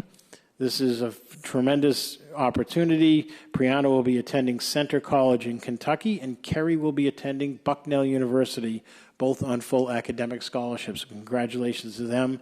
It's a real tribute to the work that our staff has done with our students at Malden High School. It's absolutely outstanding. Upcoming events and reminders. Tomorrow, the 14th of January, the Boston Celtics General Electric Laboratory STEM Lab will be at the Linden Steam Academy, as will hopefully a Boston Celtic. It kind of depends if they win tonight. If they win, we may get one. If they lose, they sort of make the players practice a little extra. So keep fingers crossed for a big win, and maybe we get one of the stars of the team here. Last year, we were fortunate at the BB school that we got center Al Horford. It was the same deal. They were in New York the night before, and if they won, we'd get them, and they won. So let's hope for a Celtics win this evening. Next Monday is our schools are closed in observance of Martin Luther King Day holiday. Schools are having various winter concerts and presentations, as we know. School committee has been provided a list of these events, and parents and guardians are invited, as always, to their respective schools. We will have the town hall meeting on January 30th. I'll begin putting that out through our social media account at Malden Public, as well as we'll remind our families through Blackboard Connect. Upcoming town halls are tentatively scheduled for March 5th at Malden High School and May 7th at the Ferryway School. And also, before I close, I would like to welcome all of our returning school committee members, as well as our new school committee members, Mr. Weldai, Ms. Luong, and Mr. Gray. We look forward to working together to achieve our even greater goals in our coming months. And that concludes my report for this evening, Mr. Mayor. Any questions of the superintendent? Mr. Iavino. Thank you, Mr. Chairman. Excuse me. Superintendent Oteri, you were going through a list of possible programs as a result of the Student Opportunity Act. That might also include our English language learners for additional funds there as well. I need to check on if it's English learners, but certainly if it falls within the realm of curriculum, we would look at that, but I want to review the categories a little more closely. Okay, thank you. Mr. Weldai. Thank you. Just a couple of things, Mr. Chairman. On the Student Opportunity Act, there's the town hall on the 30th, there's the public comment session before the school committee meeting on the 3rd, but the expectation is that we wouldn't be endorsing a plan until the March meeting, right? Not at the February meeting. Correct. Cool. Jumping back a bit to the SEI piece, I think I was a little confused. I'm hoping you can elaborate a little bit on the role of NESDEC in terms of, it sounds like we were talking to a group about hiring a consultant, about doing a report. Can you just elaborate a little bit on what? Sure. So I spoke with the Department of Education to get some guidance on our issue where the vast majority of our SEI 1 and 2 students are housed in one school. If the department had had any experience of districts that had a similar issue in how they redistributed the students in an equitable manner throughout the district. They were not particularly familiar with any particular district and sent us the way of a couple different programs. One was MABE and their director, Phyllis Hardy, who gave Dr. Andara and myself some guidance, and then they also recommended to work with NESDEC. They had a couple experiences, one with a school in Rhode Island that was similar, although there were limited options. It wasn't as complex or as large. But then in the course of doing some work, Framingham has been in the middle of doing this for several years. So they have put us in touch, and I spoke with the Framingham superintendent on Friday about securing through a consulting basis the services of one of their employees to then work with Dr. Andara and us, and then NESDEC would help oversee this to do some of the things such as an analysis of space and licensure and grade analysis of where we can move our students in the best way, because it's a Herculean task is basically their bottom line. It's not as simple as if it was, we had too many, 7th grade classes at the school, you can simply move them. There's the entire curriculum and certification that compounds the issue. There's support services. So what some districts have done has kept the model like we have and just continues to support that, but I don't think they've had the discrepancies that we have. So we're a bit in some uncharted territory, but we feel a little confident that we got some guidance from NESDEC as well as Framingham Public Schools, who have a little bit more experience in this. So in that vein, you kind of described it as a long-term problem or a long-term project for us to sort of process to address.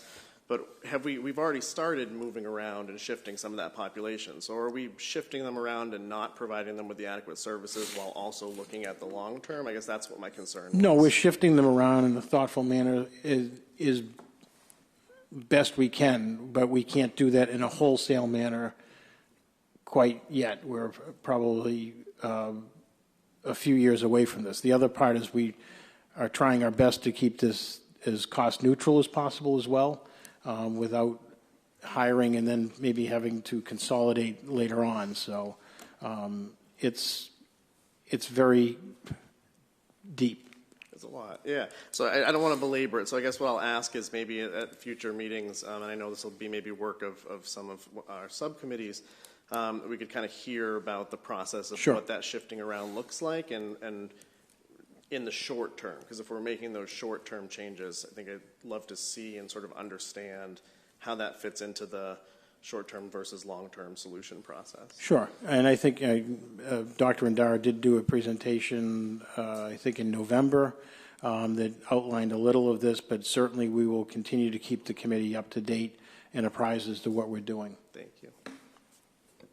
All set, Mr. Weldai. Mr. McCarthy. My question was already answered. Okay. Anybody else? Ms. Spadafora. Thank you, Mr. Chair. Just a quick question, Superintendent. And this goes back to looking for school committee approval on these college field trips. You had mentioned one particular date in March in which 550 freshmen would all be leaving the high school for the day, attending different universities. Can you just elaborate on that a little bit more on if, specifically, I guess, do students choose which school they're going to? I'm not sure. I could probably, Erin Craven is here. She could probably give a little update, but they don't all go to one university or school, obviously. As I think we said, they're usually in groups of 50 to 100. In terms of the selection, I think Ms. Craven and Mr. Mastrangelo can give a little bit more background on that, thankfully. Hi, yes. So we've been running this for 5 or 6 years. We try to get all the 9th graders in Malden High School to visit campus in some capacity, but to actually, you probably remember wherever you went.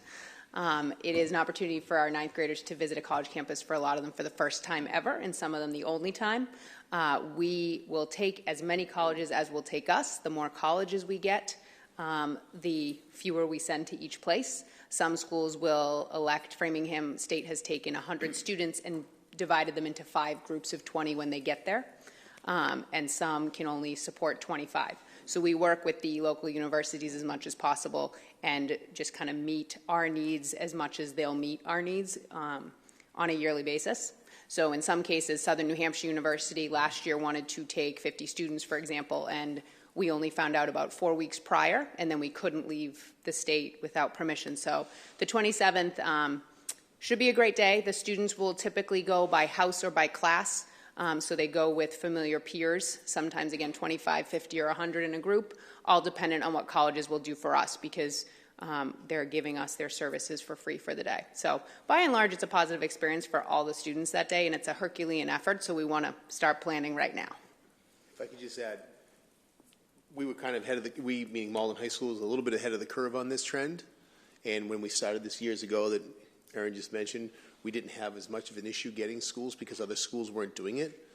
In the time that's passed, other schools have kind of jumped onto this trend, and now we're all kind of posturing for schools. And what's happening is the local schools don't have the capacity to take us because they're entertaining other schools, so we're stretching out. And as Superintendent O'Terry said, sometimes some of these state colleges are actually closer than, and so we're trying to just get that blanket approval. So as Ms. Craven said, there's a lot of planning that goes into this. We want to make sure that we have Plan A, Plan B, Plan C, and if we can have a larger network of schools, that would be great. So just one question. While we're getting blanket approval from us, what are we doing in regards to students' approval from parents to be able to go out of state? They all get specific permission slips weeks in advance to make sure that it is acceptable, that the times and ways they're traveling are all acceptable, and if there's any issue, we'll just shift them to one of the many other field trips. Perfect. Thank you. Thank you. Just since I happen to have the mic, there was a third Posse Scholarship winner who just doesn't happen to play sports, Lana Gia. Also won a full ride to Brimoire as part of the STEM posse. Thank you. Thank you, Ms. Craven and Mr. Mastrangelo. I appreciate that. Mr. McCarthy. Thank you, Mr. Chair. The only question that I actually have towards the superintendent, how many total chaperones are going to be on that trip? It's a 1 to 10 ratio. Yep. Okay. Thank you. Thank you, Mr. McCarthy. So do you want a motion on that, John? So anybody willing to make a motion? Mr. Iavino, what say you? I say that we, as the Malden School Committee, approve the information about that we just heard from Erin Craven and from Principal Mastrangelo about the field trips for our freshmen visiting area colleges. Is there a second? Second, for purposes of discussion, Mr. Froyo. Questions on the motion? Mr. Weldai. Just a point of information. I mean, I'm fine with it, but I also don't necessarily feel comfortable voting on something that we heard via voice tonight in superintendent's updates versus getting something in writing prior to the meeting and hearing more about this. I support it, understand it, but not necessarily thrilled about the idea of being asked to endorse something 10 minutes after hearing it. Anybody else? Any other comments?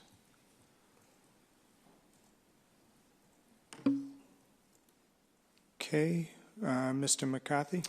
Yeah, thank you, Mr. Chairman. Just kind of agreeing with what Mr. Weldai said. I think obviously a little bit more of a comprehensive report on paper, maybe through an email, with the information to kind of sort of dissect and look at everything that that this trip is really sort of handling, I think would be good, and then we can come back and vote on it. What about the timing, Superintendent? The timing of... Would it, if we didn't act tonight, does that...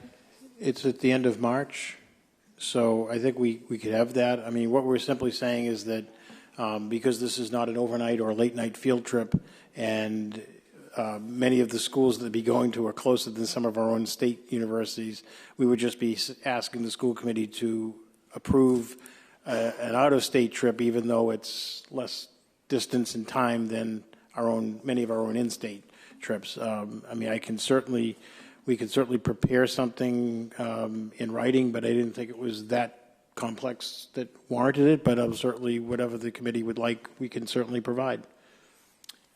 Okay. Any other comments? Mr. Iavino, you had the motion. Mr. Froy, you seconded.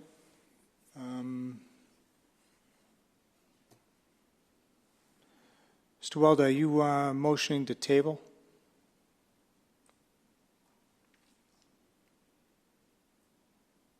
Yes. So motion to table. Is there a second? Seconded by Mr. McCarthy.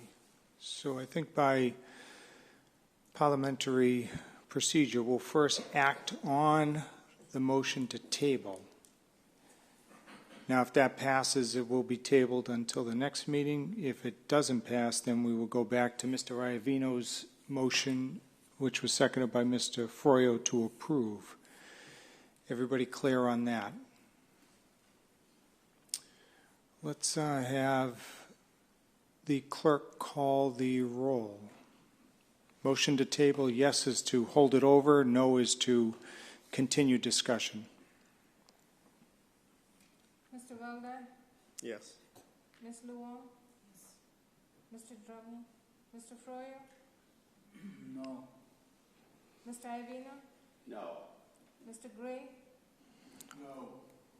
Mr. McCarthy? Yes. Ms. Spadafora? Yes.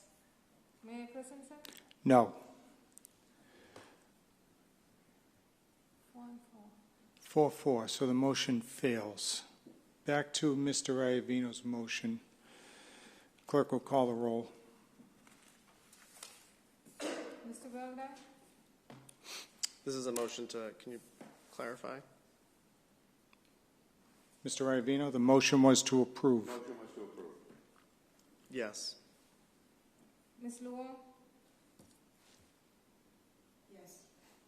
Mr. Drummond? Mr. Froyo? Yes. Mr. Ivino? Yes. Mr. Gray? Yes. Mr. McCarthy? Yes. Ms. Spadafora? Yes. Mayor Christensen? Yes, that carries unanimously, I believe. All right, Superintendent, so you'll coordinate, and if members have questions, they can ask you offline. Sure, we'll prepare some updates as we get closer to this and whatever, and any inquiries we have. Now, was there anything else requiring action from your report? No, I just had said that I would like the school committee to allow the public comment for Student Opportunity Act on the... Yeah, that doesn't need a vote. I don't think that needed a vote, correct. All right, any other questions of our superintendent before we move on? Mr. Weldai? Just a point of information. I think that, the motion to table was less about the trip and more about, I think it would be good in the future, if possible, if we could get some of the district news and updates in writing in the packet. Some of that was very substantive, and I think a lot of that was read off of paper. That would have been great if we could have those things in the packet prior to the meeting as well. I would have felt perfectly fine, I think, voting yes, had we read about it on Friday when we were kind of preparing and reading our documents for the meeting tonight. Thank you, Mr. Weldai. Anybody else? Okay, hearing none, let's jump down to subcommittee reports and discussions. Item number 1, Space and Enrollment Ad Hoc Subcommittee. Mr. Iavino. Thank you, Mr. Chairman. Reporting that the enrollment as of this past Friday on the 10th of January is 6,640. And again, we have shown an increase since the start of the year of 105 students, even though our enrollment is down from what it was last year. Okay, and then there was another component here, Mr. Iavino? Yes, there is. This is dealing with the Early Childhood Center.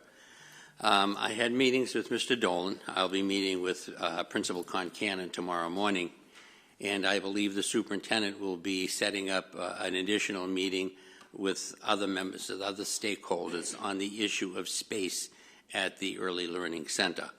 It seems as though we have such a tremendous program, which we do, that we've become victims of our own success. There is not enough room at the Early Learning Center. The half-day, the full-day, and the integrated half-day, the integrated full-day programs, their numbers have been holding steady over the past few years. However, it is with the ILP, the Intensive Learning Program, where the space needs have outstripped the building that they are in. There clearly is no more space at the ELC that could become a classroom. They've taken the discovery room that's become a full-day classroom. The library has become 3 classrooms, 3 ILP, 3 ILP classrooms, and many classrooms were offices. They're small and they do not contain bathrooms. And in addition to that, the needs of the children who are coming into the program have become more intense. By law, once a child reaches the age of 3, we are obliged to educate that child and to provide services for that child. So I think right now there are 2 issues. There has to be a long-range plan, and that's going to take not just 1 meeting or 2 meetings. It's going to take an intensive work to look at other areas, other school buildings, to see where there are classroom space, where there is classroom space available. It's also going to take some creativity on the part of all of us, all of the stakeholders concerned, to come up with or to devise ways in which we can adequately serve the children who come to us, and also to look for additional space as it becomes available. The intensive learning program right now has 12 classrooms. There are 25 total classrooms at the Early Learning Center. 12 of them are just for the students in the intensive learning program. So as I said, I will be meeting with Mr. Concanon tomorrow morning in an effort to try to secure 2 additional classrooms, which is right now the need. It is present, it's today, it's now. The need is immediate. The issue of looking at the program in total is going to require a great deal of time and effort by all of us put together. Any questions of Mr. Iovino? Okay, hearing none. Motions and resolutions. We addressed item number 6, so let's take the first 5. Table washers, lunch aides, minimum wage. Ms. Spadafora. Thank you, Mr. Chair. So effective January 1st of 2020, the minimum wage for Massachusetts has increased to $12.75. Basically, to be in compliance with Massachusetts General Law, Chapter 151, I'd like to make a motion to increase the wages of our workers that are not receiving that wage. So we're in compliance with the law. And rather than, it's something easily done here rather than sending to subcommittee, because essentially if we don't, we're breaking the law. Okay, would you hold for Superintendent? Let me just, are you aware of this? Actually, I think the mayor and I were made aware of this when we were touring some buildings this winter. Is this at the Forestdale? Yes. So we have, I think it's just one category. It's technically, I think their title is milk assistants or something, that were paid $11 an hour. So what we would look to do is pass a resolution that would make sure that they are tied to the minimum wage. So we wouldn't have to do this every year, because as you also may recall, for the next 3 years, the minimum wage in Massachusetts will increase 75 cents per hour until it reaches $15 in 3 years. So I think I thank the mayor for being an advocate for this. We're talking, I think, about 6 staff people. So it's not a tremendous hit. Technically, municipalities are spared from this, but I think it's something we want to do to make right.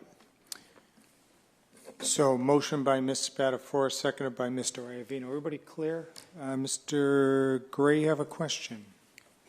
Thank you. I'm listening to this topic, and I'd like a little bit of clarity. If we do approve them an upgrade to minimum wage, how does that affect the school budget? I thought I'm not clear on how this affects the budget going forward, and that's basically it. Okay. What's the impact to the bottom line? Fairly minimal, because these are part-time workers, about 12 to 13 hours a week. And we're only talking, I think, 6 or 7 staff people. It's not a major financial hit overall. So we can easily absorb this within our existing budget? Correct. Okay. Thank you, Mr. Gray. Anybody else? Hearing none, all those in favor say aye. Aye. Anybody opposed? The ayes have it. That carries unanimously. Next item, donation of $75. Mr. Iovino. Thank you, Mr. Chairman. I'd like to present to the committee a motion to accept a donation in the amount of $75 from Looters Environmental. It is a company that is an environmental company dealing with lawn, trees, and shrubs. They're a company specializing in science-based, environmentally sound approaches and attentive customer service. I believe they made a similar donation to us last year, so my motion would be to accept $75 for this year as well. Is there a second? Seconded by Mr. McCarthy. Everybody clear? All those in favor say aye. Aye. Anybody opposed to this? The ayes have it. That carries unanimously. Next up, Programmatic Equity Audit. Mr. Weldai. Thank you, Mr. Chairman. I just want to make a motion to refer this to policy. I sent an email.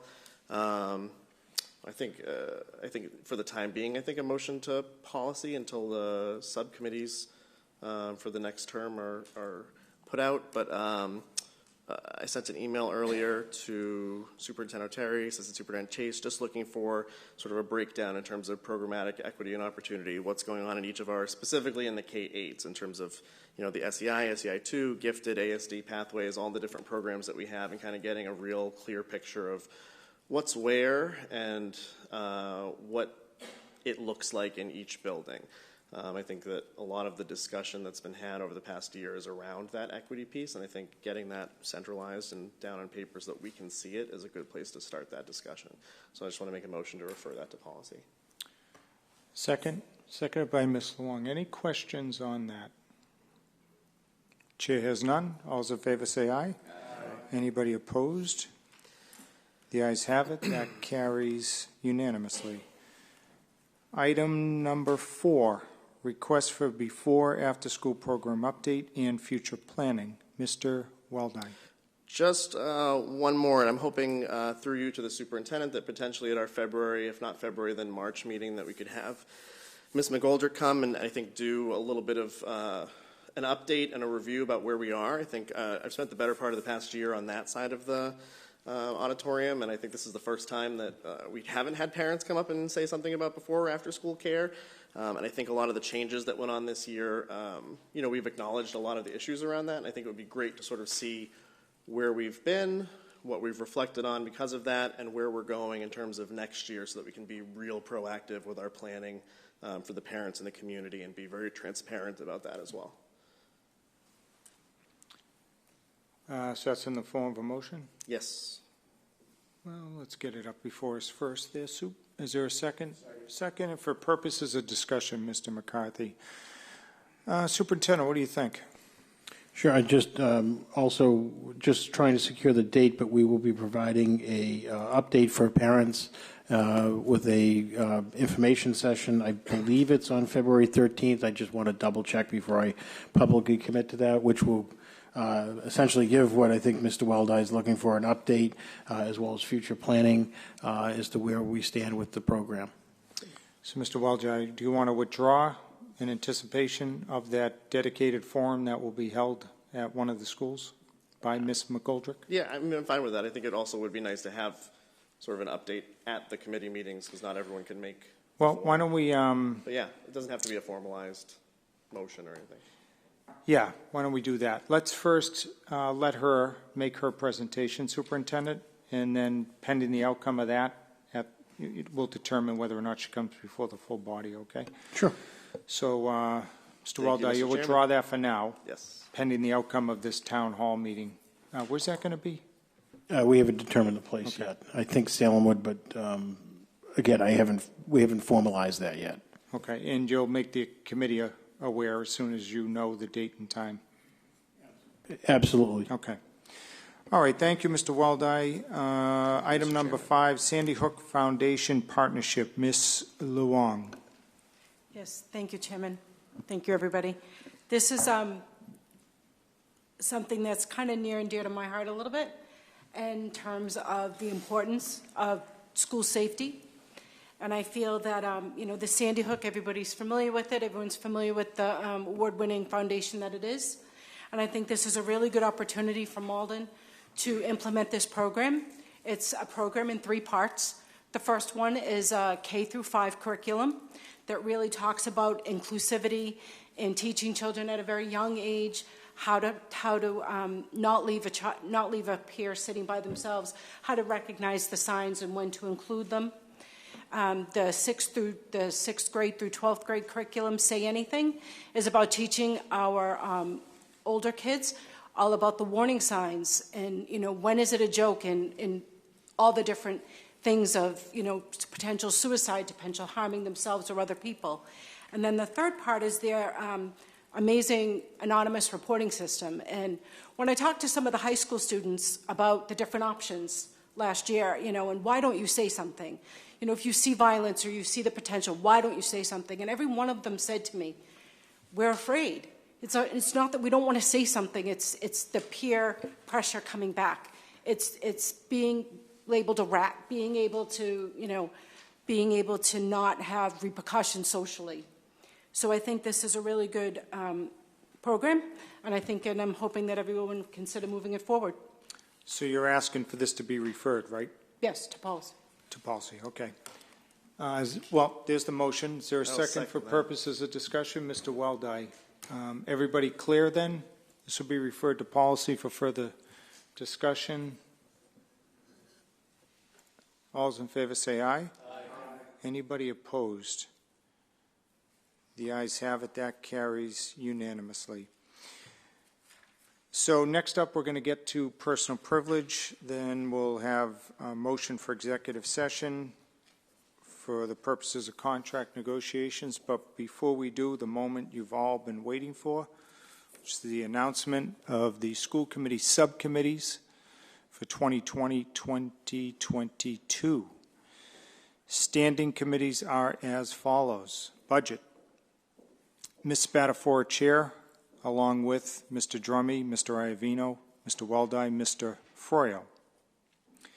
Policy and Procedures. Mr. Weldai in the chair, assisted by Ms. Luong, Mr. McCarthy, Ms. Spadafora. Public Facilities and Safety.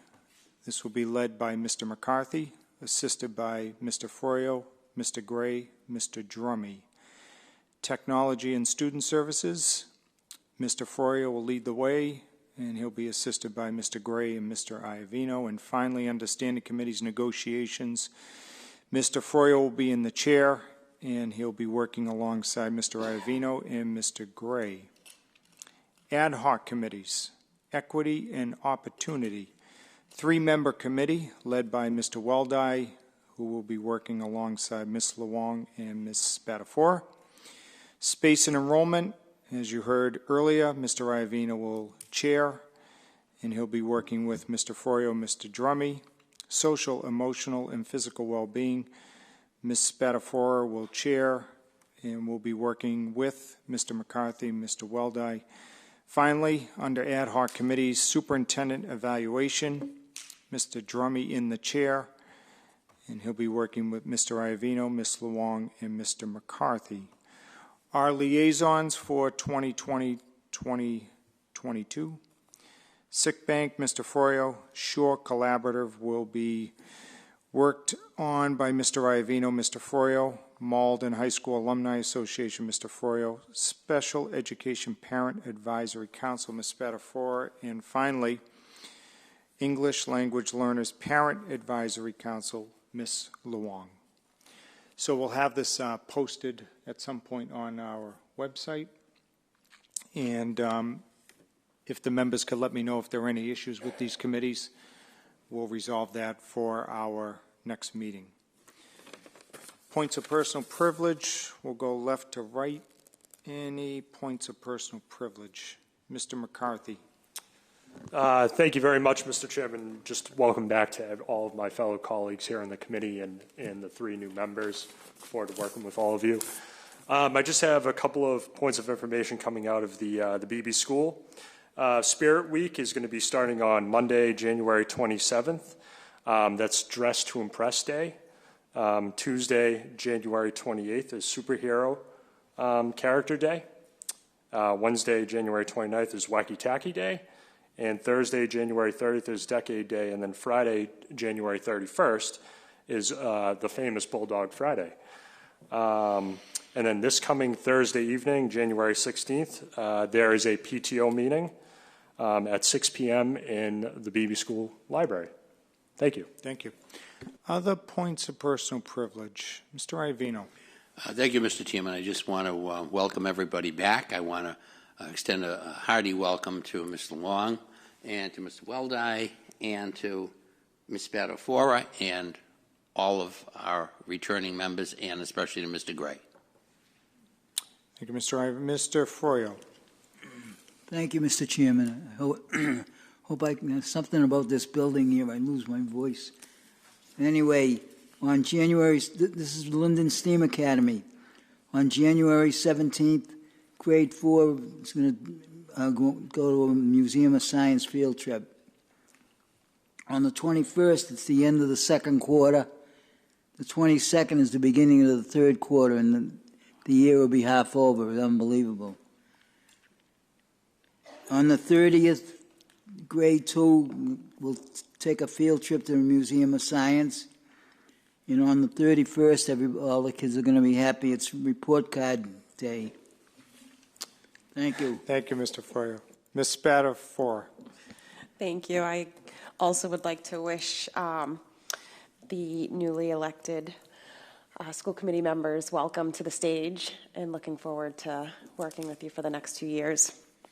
A few updates as well for BB. Tomorrow starts midterms, so hopefully, I don't think any kids are watching. If you are, go to bed. Tuesday, tomorrow, the 14th, Title I event, bingo for books, super fun. My kids love it. Thursday, as Mr. McCarthy indicated, PTO meeting at 6 p.m. Next Monday, we have no school. The January 23rd, is a Thursday, is the school site council meeting at 5 p.m. Friday, the 31st, report cards go home. And parent-teacher night will be February 6th, which is a Thursday. Thank you. Thank you, Ms. Spadafora. Mr. Weldai. Thank you, Mr. Chairman. A couple notes from the Salemwood. Their annual coat drive is coming to a close Wednesday, January 15th. Anybody with new or slightly used coats that you don't use, and I think that'll take it from anybody in the community, right, Van? Bring it to the Salemwood, donate to the Salemwood School. Their Title I Family Night, bingo for books, Wednesday, January 15th as well at 6 p.m. Grades 6 to 8 is having a movie night, Tuesday, January 28th from 3 to 5 p.m. in the auditorium. And the quarter 2 report cards go home Friday, January 31st.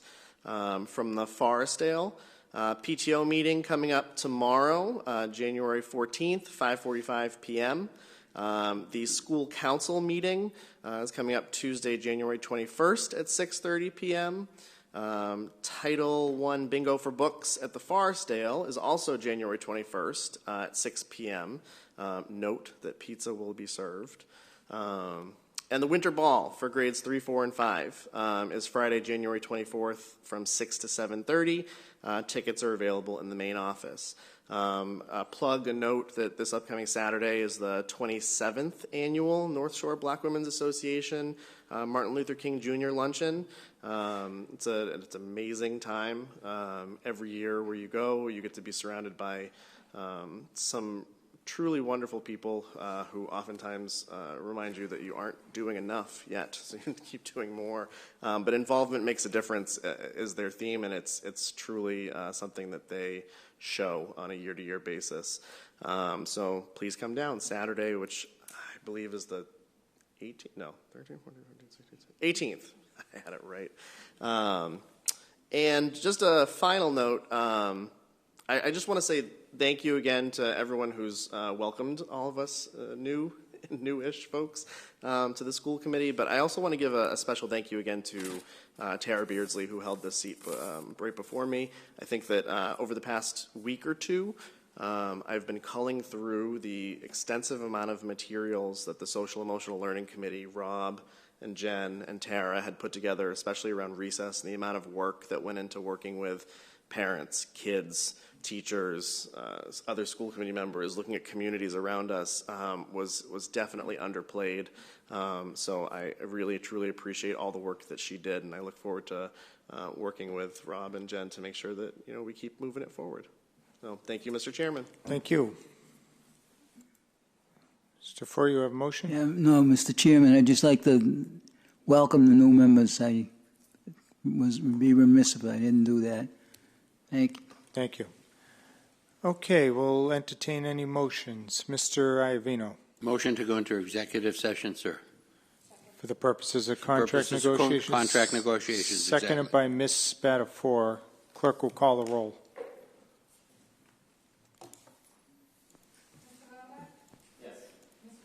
Yes. Yes.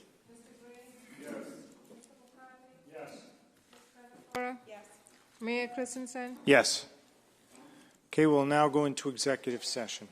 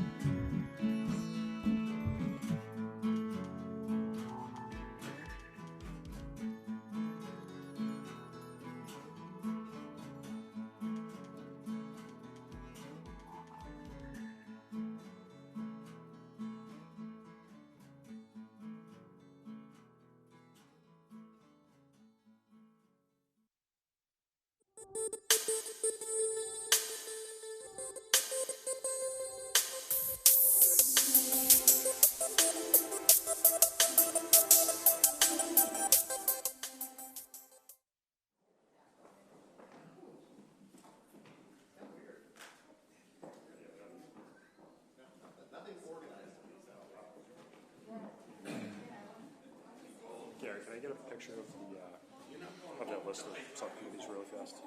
I'll just email you. You have Is my that other good? email, right?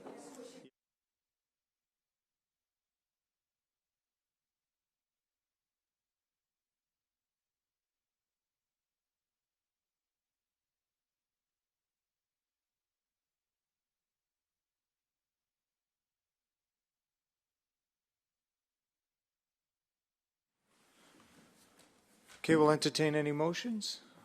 Mr. Iavino, I'd like to make a motion to adjourn the school committee meeting. seconded by Ms. Spadafora. All those in favor say aye. Aye. Anybody opposed? School committee is hereby adjourned.